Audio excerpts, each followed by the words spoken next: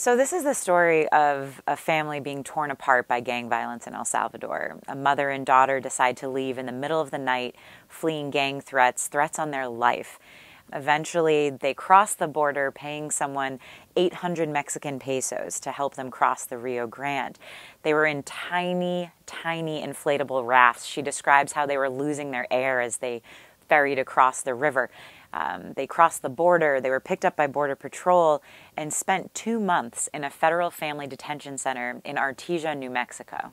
So to be eligible to leave this family detention center, this woman had to prove that she had what's called a credible fear of return. She was afraid to go back to her country, to El Salvador, because of these gang threats. She proved that in an interview with an asylum officer. She went through a Skype bond hearing with an immigration judge in Denver, Colorado.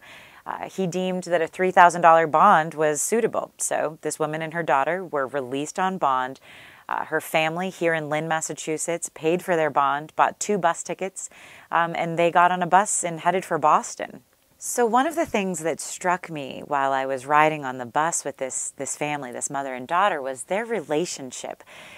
More than just mother and daughter, they really are a support team for one another. They look out for each other. They pick each other's spirits up when they're down. They draw strength from one another. I really felt that between the two of them. I mean, here they are, 30 hours on a bus after such a long journey, and they're still making one another smile. So this months-long journey, this mother and daughter experienced, unpredictable, lots of risks along the way, no guarantees, of course, but in the end, she tells me she has no regrets. She'd do it all over again.